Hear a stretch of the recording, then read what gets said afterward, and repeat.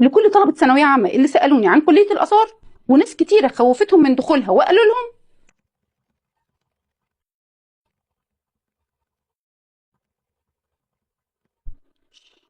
النهارده وحصريا مع رشا حسن وعلى قناتي مع رشا حياء على اليوتيوب هنعمل لقاء مهم جدا وحصري مع دكتور حسام طنطاوي عميد كلية الآثار في جامعة عين شمس. هنعرف من سيادته كل الأجوبة على أسئلة أقسام كلية الآثار وشروط الالتحاق بيها، وكمان مجالات العمل بعد التخرج. خليكم معايا. ليا الشرف النهارده بمقابله الدكتور حسام الطنطاوي عميد كليه الاثار جامعه عين شمس. ازي حضرتك يا دكتور؟ اهلا وسهلا منورة. ميرسي جدا على وقتك وحضرتك ان استضفتنا النهارده علشان نعرف اكتر طلبه ثانويه عامه عن كليه الاثار، لان في ناس كتيره جدا تواصلت معايا عايزين يعرفوا اكتر عن كليه الاثار وعن اقسامها، فطبعا مش هنلاقي احسن من دكتور حسام ان يتكلمنا عنها. اتفضل يا دكتور. اهلا وسهلا بيكي وكل يعني مشاهدينك ومستمعينك الكرام في كل القنوات. فيما يخص بقى ولادنا وابنائنا اخواتنا طلبة الثانوية العامة، هم اختياراتهم اللي حابب يدرس آثار هو اختيار موفق إلى حد ما لمن يغوى التاريخ وحضارة البلد، اكيد طبعا. لأنه أكيد هي كلية الآثار هي أكتر مكان ممكن يديله معلومة تفيده وتبني شخصيته ويعني تخليه ينتمي إلى الوطن بشكل أو بآخر يعني. في الحقيقة إن كلية الآثار في جامعة عين شمس يمكن هي من أحدث الكليات اللي تم إضافتها إلى قطاع الآثار في التعليم العالي، وهي بتتكون بشكل أساسي من 5 أقسام. يعني ال5 أقسام منهم 3 أقسام دراسة فيهم يعني موزعة على الفترات التاريخية اللي مرت بها مصر. أقدمها طبعا هو الآثار المصرية القديمة اللي حضرتك بتنتمي ليها، واحدة من خريجينها يعني. التاني هي الآثار اليونانية والرومانية، ويليها قسم الآثار الإسلامية. في الحقيقة إن آثار عين شمس أضيف إليهم قسمين كمان. قسم واحد يعني اختصارا هو المتاحف، اللي هو أصلا إدارة المتاحف والمواقع الأثرية. فهو في دراسته وفي شغله بعد كده في حاجتين بيجمع ما بين الاتنين: المتحف والموقع الأثري دي. الأخير هو الحفاير، اللي هي علوم الآثار والحفائر، وبشكل أساسي ده يعني يعني بيخرج حد متخصص في التنقيبات الأثرية بشكل عام، او حتى التنقيبات او الحفائر اللي ممكن تتم بقى يعني بشكل يعني علمي منظم باتجاه رسمي من الدولة يعني. طب هل في شروط لدخول الأقسام دي؟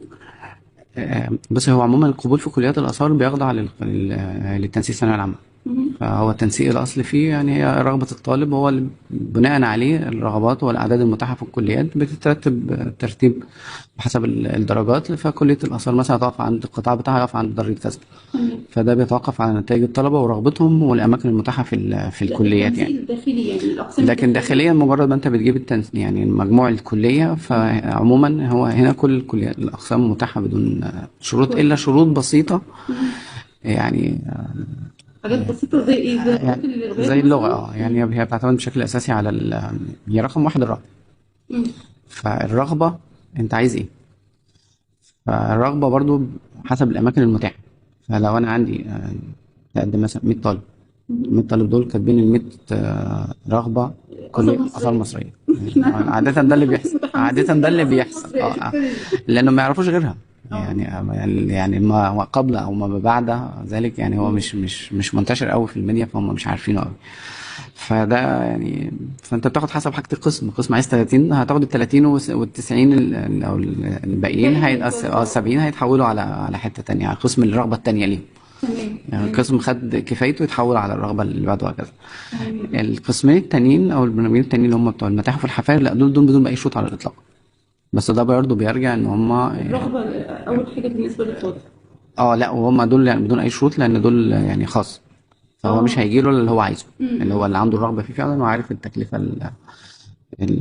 ما يتطلبه ذلك من تكلفة مادية يعني، لأنه برسوم أعلى. في الحقيقة برضه كلية الآثار جامعة عين شمس هي برضه بتنفرد يعني ب3 برامج. قد يكون في برنامج أو 2 مشترك في كلية أخرى، لكن وجود ال3 مع بعض في مكان واحد ده مش موجود هنا غير هنا، وهم 3 برامج بينية. الدراسات البينية هي واحدة من أهم الدراسات الحديثة اللي الاتجاه التعليمي العالي كله يعني في مصر أو خارجها راح لها. فكرة يكون في دراسة بينية يعني دراسة تجمع ما بين تخصصين أو أكتر. طب ده كويس، ده بيفتح مجالات العمل بعد كده بقى. جدا. فمثلا يعني ال3 برامج اللي موجودة في كلية الآثار ترميم وصيانة التراث المعماري، وده برنامج مع كلية هندسة. لو انت حياتك عندك رغبة في كلية هندسة ومرتب حياتك عليها، وحابب تخصص في العمارة وما لحقتش هندسة، مجموعك ما جابش، فيبقى الحل بتاعك البديل هيكون برنامج حلو جدا. الترميم وصيانة التراث المعماري ده في كلية الآثار ده بالاشتراك بالذات. مع كلية الهندسة؟ اه تماما، هم بيدرسوا النص واحنا النص، يعني آثار حلو جدا. بيدرسوا النص والهندسة النص، فنص المقررات هنا والنص هنا، والدراسة ما بين هنا وهناك برضه، يعني ما فيهاش أي يعني النص هندسة تماما يعني. ولا وكلية هندسة هي اللي شاركت، هي اللي عاملة البرنامج يعني بشكل حلو قوي. أساسي يعني بأساتذة كبار متخصصين. البرنامج التاني هو نظم المعلومات الأثرية والتراثية، هو برضه برنامج خاص بيني بيجمع ما بين كلية الآثار وكلية الحاسبات والمعلومات، وتحديدا برنامج نظم المعلومات، قسم نظم المعلومات. فهو برضه بالتالي من انت كليات بتاخد القمة برضه، وهي آثار تعتبر دلوقتي الحاسبات. برضه من كليات القمة اللي بتاخد مجاميع عالية. فبرضه نفس الفكرة، لو امم. أنا حابب أدرس حاسبات وما وتخصص جبتش رياضة وما مجموع. جبتش مجموعة، أنا ممكن أروح آثار، بس أبقى عارف برضه إن أنا حابب الجزء بتاع نظم المعلومات. أي نعم أنا هتخصص في حتة بعينها، بس هيبقى في المجال اللي أنا حابه، حلو بس جدا. هيبقى شغلي كله موجه للقطاع اللي هو بتاع المتاحف او المواقع الأثرية او شغل الاثار عامه، بما يتطلبه ذلك بقى داخليا فنيات حاجات كتير انت هتبقى ادرى بيها مني، بقى حلو شغل جدا. توثيق، شغل اه، تسجيل بقى داتابيز، وتوثيق تسجيل، وات ايفر، سيناريوهات عرض، في ار، حاجات كتير جدا ممكن تدخل ده، جي اي اس، كل ده موجود جوه البرنامج بتاع نظم المعلومات الاثريه والتراثيه. البرنامج الاخير ده برنامج مشترك بيني مع كليه العلوم، وهو برنامج الاثار الحيويه، ويمكن برضه حتى الاسم الاثار الحيويه بايو اركيولوجي. بس حلو اه قوي. انتوا يعني حضرتك دمجتوا الكليات الأدبية مع الكليات العلمية مع الكليات الرياضية، الهندسة والحاجات دي، بس برضه التلات اقسام دول ما بياخدوش العلمي، فغير علمي. علمي فقط، يعني مم. القبول فيهم قاصر على طلبة على العلم بحكم طبيعتهم، اه طبعا. لازم في القطاع مم. العلمي يعني. ولازم علم علوم ولا علم رياضة؟ يعني مثلا المشتركة مع كلية هندسة لا دي لا، علمي يعني. م- علمي. م. تمام. الاثنين، فده الأقرب. طيب بالنسبة لمجالات الشغل بقى. كلية آثار يعني هو أهم من الشغل هي الدراسة، مم. يعني أنت حضرتك جاي هتدرس، أنا يعني بنوعدك إن أنت في خلال فترة الدراسة هتستمتع، تمام. يعني هتستمتع بالدراسة وبالجولات والتدريبات الميدانية والزيارات، يعني هي حياة، هي حياة ما قبل العمل، يعني هي الأربع حياة ما سنين قبل العمل. بصراحة. ويعني الشغل بقى يعني محصور في الآخر في اتجاهات معينة، يعني مم. ممكن يكون من خلال المجال الخاص أو العام. العام هي تبقى من خلال وزارة الآثار، السياحة والآثار، تمام. أو من خلال الشركات أو القطاع الخاص اللي بيتعاون أو بيشتغل مع الآثار في مشاريع بعينة. خريجين الآثار. بياخد خريج آثار يشتغل في مشاريع تابعة ليهم، أو بعض الشغل اللي هو الخاص برضه لازم يكون ليه علاقة بالموضوع. مم.